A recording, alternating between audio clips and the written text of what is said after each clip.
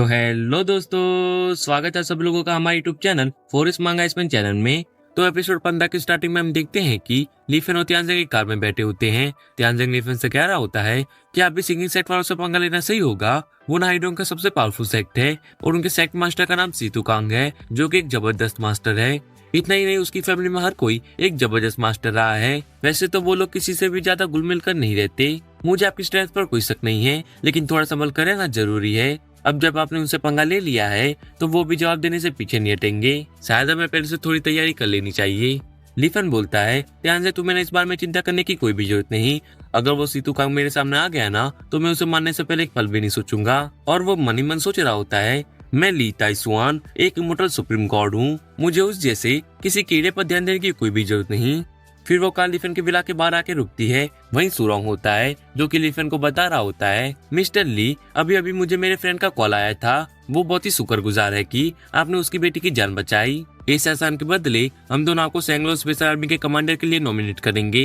ये सुन त्यानज़ेंग हैरान होते हुए बोलता है, सैंगलो स्पेशल आर्मी का कमांडर, ये एक मेजर जनरल की पोजीशन है। सैंगलो स्पेशल आर्मी एक बहुत ही मिस्टीरियस स्पेशल फोर्स है। उन्हें हजारों सोल्जर्स में से चुना जाता है। ये सभी लोग अपने लेवल के बेस्ट लोग होते हैं। ये लोग स्पेशल सोल्जर्स में भी किंग माने जाते हैं। और सबसे बड़ी बात, सैंगलो स्पेशल आर्मी का कमांडर बनना एक आम इंसान की बस की बात नहीं है। फिर सुरोंग बोलता है, सैंगलो स्पेशल आर्मी का कैप्टन साउथ ईस्ट एरिया के मिलिट्री बेस को हैंडल करता है। उसका नाम लोंग तियांग है। लेकिन जो बंदा साउथ वेस्ट बॉर्डर एरिया को गार्ड कर रहा है उसमें ना कोई भी खास एबिलिटी नहीं है। इसलिए हम दोनों ने मिलकर मिस्टर ली को नॉमिनेट किया है। मिस्टर ली, जो एडम सीरम में वो मेरा फ्रेंड बना रहे हैं ना, वो अब क्रिटिकल स्टेज पर है। इसलिए हम ये मान सकते हैं कि हम दोनों की बात पर ज्यादा वेट रखा जाएगा, तो हमारे कहने पर आपको वो पोजीशन मिल सकती है। अगर वो मिस्टर ली को सैंगलो स्पेशल आर्मी का कमांडर नॉमिनेट करने के लिए राजी हो जाते हैं तो हमें कुछ छोटी मोटी फॉर्मेलिटीज कंप्लीट करनी पड़ेगी। उसके बाद आपका स्टेटस अपडेट हो जाएगा। तभी लीफन वहां से जाते हुए बोल रहा होता है, मुझे माफ करना, लेकिन मुझे इस तरह के काम में कोई भी इंटरेस्ट नहीं है। तुम ना कोई और मास्टर को ढूंढ लो जो कि तुम्हारी इस चीज में मदद कर सके। और वो मन ही मन सोच रहा होता है, मेरी प्रीवियस लाइफ में जब मैं इमोर्टल सुप्रीम गॉड ली ताइसुआन था, तब अपर रियल में बहुत सी ग्रेट फोर्सेस मेरे सामने अपनी घुटने टेकती थी। यहाँ तक कि सन हॉल और 72 ग्रेट डीमन लॉर्ड्स, जिनके सिर्फ आने से दुनिया हिल जाती थी, वो भी मेरे सामने अपने घुटने टेकते थे।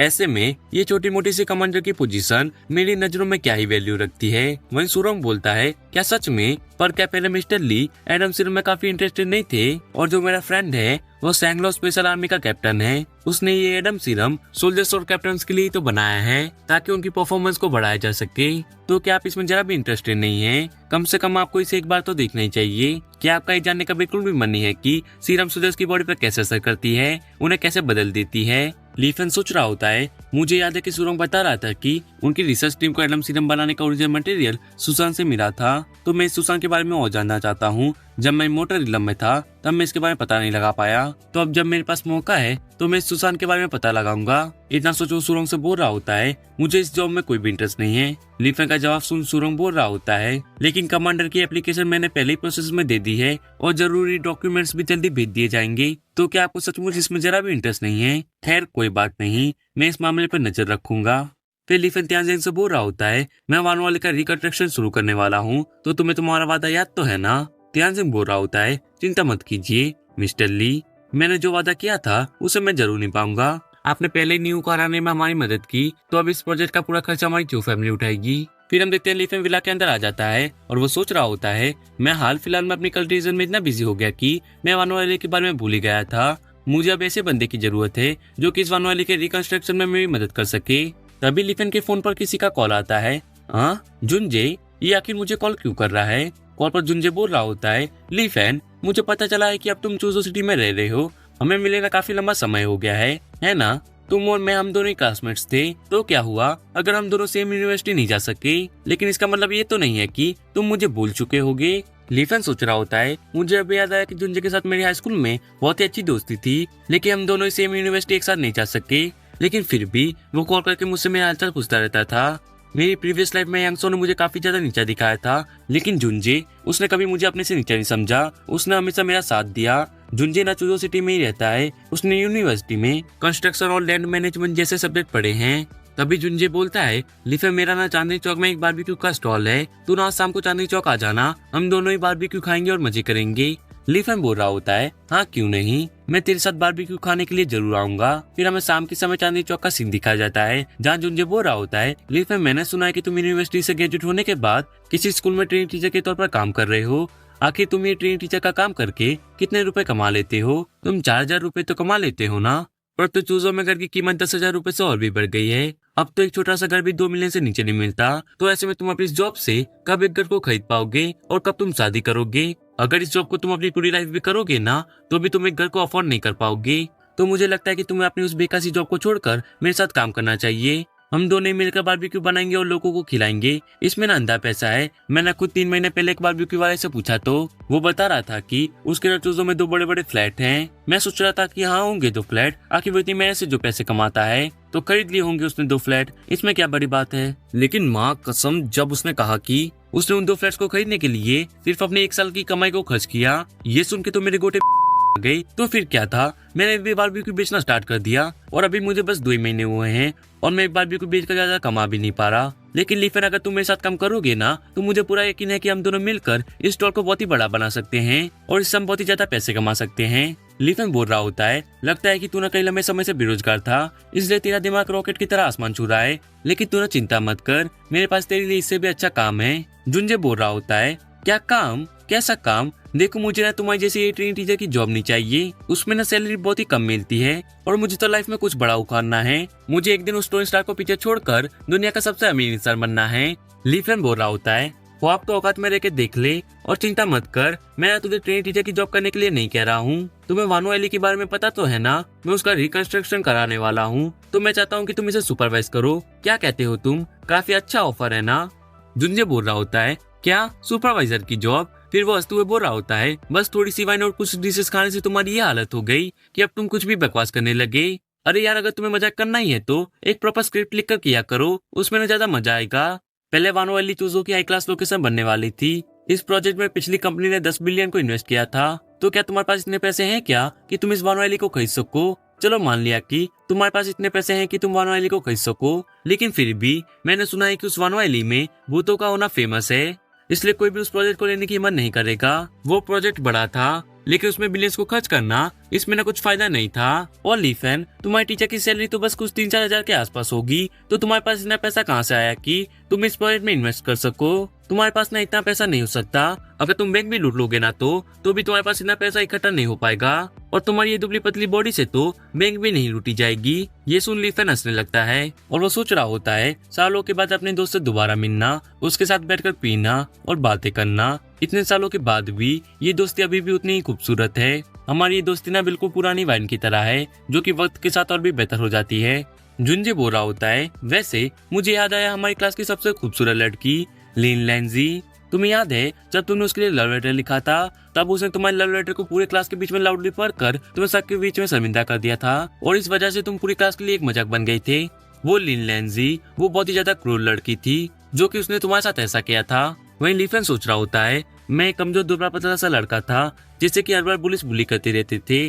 फिर हमें लीफन की पास्ट की मेमोरीज को दिखाया जाता है, जहाँ हम देखते हैं कोई लीफन का नाम चिल्लाकर उसे बुला रहा होता है। हम देखते हैं वो लड़की लिन लैंजी होती है। वो लीफन से बोल रही होती है, अबे तू कमीने, तू सड़क से आया हुआ एक गरीब लड़का, तेरी ये हिम्मत की तूने मुझे लव लेटर लिखा। तुझे क्या लगा इससे मैं तेरी गर्लफ्रेंड बन जाऊंगी जो कि तूने मुझे लव लेटर लिखा? इस चीज के ना सपने देखना बंद करो। फिर अगले सीन में हम देखते हैं कि लीफन को किसी ने धक्का मार के नीचे फेंक दिया होता है। फिर हम देखते हैं चैन सिओफू को, जो कि बोल रहा होता है, लीफन तेरी ये हिम्मत की तूने मेरी गर्लफ्रेंड को लव लेटर लिखा।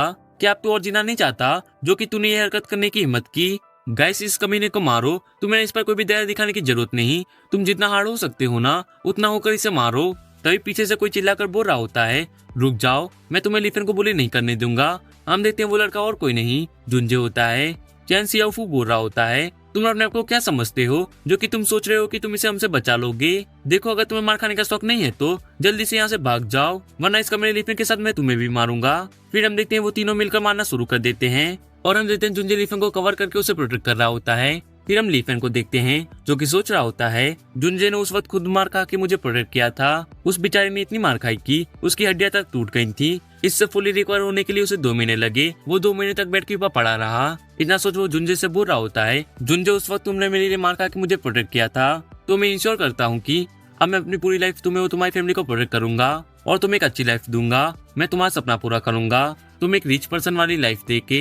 ये सुन जुंजो के मुंह से बियर बाहर आ जाती है और वो बोल रहा होता है, लीफन अब मजाक करना बंद भी करो। तुम बस एक ट्रेन टीचर हो जिसकी सैलरी लगभग 3-4 हजार के आसपास होगी। तुम खुद भी कोई रिच पर्सन नहीं हो तो तुम मुझे एक रिच पर्सन वाली लाइफ कैसे दे सकते हो। चलो अब बहुत मजाक हो गया, चलो अब हम ड्रिंक करते हैं। वही लिन्यू बोल रही होती है, मास्टर ये बारबेक्यू बहुत ही ज्यादा डिलीशियस है। मैंने आज से पहले ऐसा कुछ भी नहीं खाया था। ये तो उन इंसानों की लाइफ फोर्स से भी ज्यादा टेस्टी है। लिन्यू की बात सुन जुंजे हैरान तो बोल रहा होता है, क्या अभी क्या कहा तुमने। लिफेन लिन्यू के सिर पर एक टपली मारता है और बोल रहा होता है, अरे इसकी बातों पर ध्यान मत दो, ये तो कुछ भी बकवास करती रहती है। वहीं हम पीछे कुछ लोगों को देखते हैं जिसमें एक बंदा कह रहा होता है, हे ब्यूटी इस ग्रैंडपा के लिए एक अच्छी सी स्माइल करो। फिर पीले बालों वाला बंदा एक लड़के से बोल रहा होता है, बच्चे तुमने यहाँ से दूर हट जाओ, तुम क्या चाहते हो कि मैं तुम्हारी टांगे तोड़ दूं। हाँ वहीं एक और बंदा बोल रहा होता है, कम ऑन ब्यूटी इस ग्रैंडपा के साथ एक नाइट स्पेंड करो, तुम्हें ना इस चीज का बिल्कुल भी पछतावा नहीं होगा।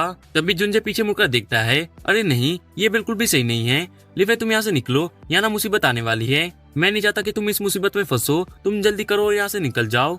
लिफे बोल रहा होता है, जुंजे आखिर क्या हुआ जो कि तुम मुझे यहाँ से जाने के लिए कह रहे हो। जुंजे बताओ, अगर तुम पर कोई मुसीबत आ गई हो तो मैं उसे खत्म कर दूंगा। फिर लिफन उन लड़कों को देखकर सोच रहा होता है, लगता है कि इन्हीं लोगों की वजह से जुंजे मुझे यहाँ से जाने के लिए कह रहा है। ये लोग मेरे दोस्त को परेशान कर रहे हैं, ये करके तो इन लोगों ने बहुत ही बड़ी गलती कर दी है। अब मैं इन चीटियों को एक अच्छा सबक सिखाऊंगा। ब्रदर सी बोल रहा होता है, कमीने जुंजे तूने अभी तक पिछले महीने का हफ्ता नहीं भरा, अगर तूने अभी हफ्ता नहीं भरा तो मैं तेरे स्टोर को जलाकर राख कर दूंगा। जुंजे बोल रहा होता है, ब्रदर सी आप ना गुस्सा मत कीजिए, आपको ना मेरी हालत को समझना चाहिए। मेरी छोटी बहन को इलाज की जरूरत है और मेरे पास इतने पैसे नहीं है कि मैं उसका इलाज करवा पाऊँ, और ऐसे में आप मुझसे हफ्ता मांग रहे हैं तो ऐसे में आपको पैसे कहाँ से ला के दूं। मैं ये नहीं कह रहा कि मैं आपको हफ्ता नहीं दूंगा, लेकिन अभी मेरे पास पैसे नहीं है। आप ना मुझे थोड़ा टाइम और दे दीजिए, मैं जल्दी आपका हफ्ता चुका दूंगा। ब्रदर सी जुंजे को थप्पड़ मारते हुए बोल रहा होता है, मुझे फर्क नहीं पड़ता कि तुम्हारी छोटी बहन जिए या फिर मरे, मुझे मेरा हफ्ता चाहिए। मैं ना यहाँ मेरे हफ्ते के लिए आया हूँ, तो अगर तुम्हारे पास मेरे हफ्ते के लिए पैसे नहीं है तो मुझे ब्लेम मत करना कि मैं तुम्हारे साथ प्रोवाइड बिहेव क्यों नहीं कर रहा हूँ। इतना बोलते हुए वो जुंजे को धक्का मार के नीचे गिरा देता है। ब्रदर्स तुम सभी लोग मिलकर इसकी स्टोर को जला दो, मैं चाहता हूँ कि सभी लोगों को पता चले कि हमारा हफ्ता ना बनने का क्या मतलब होता है। ये देख भीड़ में से एक बंदा बोल रहा होता है, अरे उनसे पंगा मत लो, ब्रदर्स इस रोड के बॉस हैं और वो बिग बॉस बाग के खास आदमी भी हैं। वहीं दूसरा बंदा बोल रहा होता है, किसी में भी इतनी हिम्मत नहीं है कि वो बिग बॉस बाग से पंगा ले, इसलिए कोई भी ब्रदर सी से भी पंगा लेने की हिम्मत नहीं करता। वहीं तीसरा बंदा बोल रहा होता है, हाँ मैंने भी सुना है कि 6 महीने पहले एक आदमी ने हफ्ता बनने से मना कर दिया था और उसने ब्रदर सी से पंगा भी ले लिया था, तो ब्रदर सी ने उसके स्टॉल को तोड़ दिया और उसे जलाकर राख कर दिया। फिर हम देखते हैं वो बंदे जुंजे की स्टॉल पर पेट्रोल को छिड़कने लगते हैं। तभी लिफन बोल रहा होता है, वहीं रुक जाओ, और तू तेरी इतनी हिम्मत, तू एक छोटा सा कीड़ा। ब्रदर सी कहते हैं ना लोग तुझे, तेरी इतनी हिम्मत, तूने मेरे दोस्त को थप्पड़ मारा, क्या मौत को बुलाने का शौक है तुझे। मैं तुझे एक मौका देता हूँ, अपने आदमियों को लेकर यहाँ से दफा हो जा, वरना मेरे गुस्से का अंजाम भुगतने के लिए तैयार हो जा। वहीं लिन्यू बोल रही होती है, मास्टर आपने इन पर बहुत ज्यादा दया दिखा रहे हो, इन्होंने आपके दोस्त को थप्पड़ मारा है तो प्लीज मुझे एक मौका दीजिए इन्हें सबक सिखाने का। मैंने ना कई लंबे समय से एक्सरसाइज नहीं की है तो मेरा अब खून खोल रहा है इन्हें मारने के लिए। ब्रदर्स ही बोल रहा होता है, कमीना आखिर तू है कौन और तू इस मामले में अपनी टांग क्यों उड़ा रहा है। मैं जुंजी का क्लासमेट और उसका अच्छा दोस्त भी हूँ। ब्रदर्स ही हंसते हुए बोल रहा होता है, क्या क्लासमेट, मुझे लग रहा था तू चूजों की किसी रिच फैमिली का हिडन यंग मास्टर होगा, पर तू तो एक नमूना निकला। क्या मजाक है भाई लोग, इसके दोस्त के साथ इसे भी मार डालो। लिन्यू शायद तुम ना सही कह रही थी, मैंने इन चीटियों के साथ कुछ ज्यादा ही नरमी दिखा दी। ये चीटियां न लातों की भूत हैं, ये बातों से नहीं मानेंगी। लिन्यू मैं अब तुम्हें नहीं रोकूंगा, जाओ और जाके इन्हें सबक सिखाओ।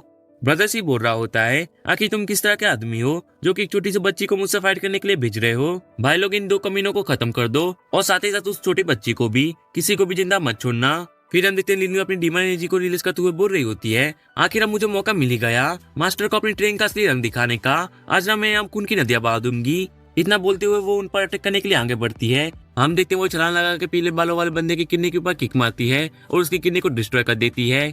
ऐसे ही वो एक एक करके सभी लोगों को पीट रही होती है। ये देख ब्रदर्स ही बोल रहा होता है, ये मैं क्या देख रहा हूँ, क्या उस बच्ची ने मेरे सभी भाई लोगों को मार डाला।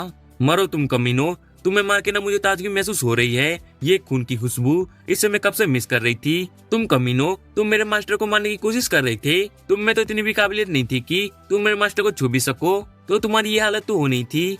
मास्टर तो मैंने कैसा किया, क्या आप इम्प्रेस हुए, मेरी तारीफ करो ना, और मुझे इनाम भी चाहिए, मुझे इनाम में इन लोगों की लाइफ फोर्स चाहिए, प्लीज प्लीज प्लीज।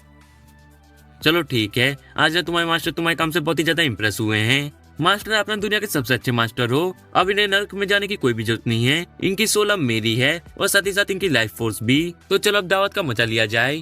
फिर वो उन लोगों की लाइफ फोर्स को खींचना शुरू कर देती है। कितना वक्त हो गया है किसी की लाइफ फोर्स को निकले हुए, ये नशा ही अलग है। लाजवाब। लीफेन बोल रहा होता है, ध्यान रखना कहीं तुम उन्हें मार ना दो। मास्टर अपना चिंता मत कीजिए, आपकी इस लिनियो को उसकी लिमिट पता है। वैसे भी इतना सब कुछ एक बार में हजम करना मुश्किल है। मुझे इस बात का अफसोस है कि मैं इन्हें मान नहीं सकती। कासिम की बची हुई लाइफ फोर्स मैं स्नैक के लिए स्टोर कर पाती। वहीं ये देख ब्रदर सी बोल रहा होता है, आखिर तुम चीज क्या हो? देखो मैं ना बता रहा हूँ, मैं ना बिग बॉस बा का खास आदमी हूँ। अगर तुमने मेरे साथ कुछ करने की हिम्मत की ना तो वो तुम्हें नहीं छोड़ेंगे। झुंझे बोल रहा होता है, लीफेन हम इस बिग बॉस बा से पंगा नहीं ले सकते, भाग जाओ। जितना दूर हो सके उतना दूर भाग जाओ। ये जो तुम्हारे साथ छोटी बच्ची है ना, वो फाइट में बहुत ही अच्छी है, लेकिन फिर भी इसके दम पर तुम बिग बॉस बा से पंगा नहीं ले सकते। आखिर ये बच्ची कितने ही लोगों से फाइट करेगी? बिग बॉस बा के पास ना 100 से भी ज्यादा लोग हैं, उनके सामने ये छोटी बच्ची नहीं टिक सकती। लिनी बोल रही होती है, मुझे अंडर एस्टिमेट मत करो, 100 लोगों से फाइट करना ये मेरे लिए बड़ी बात नहीं है। लिफन बोल रहा होता है, जुंजे मैंने तुमसे कहा था ना कि मैं आपसे अपनी पूरी लाइफ तुम्हें प्रोटेक्ट करूंगा। अगर किसी ने तुम्हें या तुम्हारे स्टोर को छूने की हिम्मत की ना तो ये गॉड किंग उन्हें सबक सिखाएगा। जुंजे बोल रहा होता है, लिफन ये तुम्हें क्या हो गया है? तुम इतने ज्यादा कैसे बदल गए? तुम लोगों को रास्ते के बीच में मार रहे हो, तुम्हें क्या लगता है ये सब करके तुम यहाँ से बचकर निकल पाओगे? सब कुछ भूल जाओ। अगर यहाँ बिग बॉस बा आ जाए तो तुम कुछ मत करना, जो करना है वो मैं करूंगा। मैं नहीं चाहता कि मेरी वजह से तुम लोग मारे जाओ। तुम दोनों मरो, उससे अच्छा है कि मैं अकेला मर जाऊं। तो तुम दोनों अब यहाँ से निकल जाओ। अब बस मुझे एक ही बात की चिंता रहेगी कि मेरे बाद मेरी छोटी बहन का ख्याल कौन रखेगा। लिफन बोल रहा होता है, जुंजे पहले तो तुम्हें रोना धोना बंद करो और मैं यहाँ से कहीं नहीं जा रहा। मैं यही रहकर तुम्हें और तुम्हारे स्टोर को प्रोटेक्ट करूंगा। ब्रदर से चिल्लाते हुए बोल रहा होता है, सुनो कमीनो, मैंने बिग बॉस बा को कॉल कर दिया है तो वो जल्दी यहाँ आते ही होंगे। तो तुम लोग अब मरने के लिए तैयार हो जाओ। लेकिन अगर तुम लोग अपने घुटनों पे आके मुझसे अपनी जान की भीख मांगोगे और मुझे तुम्हारे चेहरे पर चाकू से कुछ निशान बनाने दो तो मैं तुम्हें छोड़ दूंगा। लिफन बोल रहा होता है, जो लोग मुझे मारने की हिम्मत करते हैं ना, मैं उन्हें 2 ऑप्शन देता हूँ। पहला कि उन्हें मार दिया जाए और दूसरा उन्हें जिंदगी भर के लिए अपाहिज बना दिया जाए। तो तुम कौन सा ऑप्शन चूज करने वाले हो? ब्रदर सी बोल रहा होता है, तुम कमीने एरोगेंट लड़के, अगर तुम्हें हिम्मत हो ना तो जब बिग बॉस भाई आ जाए तो उनके सामने अपना एरोगेंस दिखाना। मैं भी देखता हूँ कि तब कहाँ जाता है तुम्हारा एटीट्यूड। तो इसका क्या होगा वो हम देखेंगे नेक्स्ट एपिसोड में। और हाँ, जिन लोगों ने इस वीडियो को एंड तक देखा है वो लोग इस वीडियो के कमेंट सेक्शन में रेड हार्ट को स्पैम कर देना, जिससे कि मुझे पता चले कि कौन कौन है जो कि मेरी वीडियो को एंड तक देखता है। तो फिर मिलते हैं अगले एपिसोड में। Thanks for watching.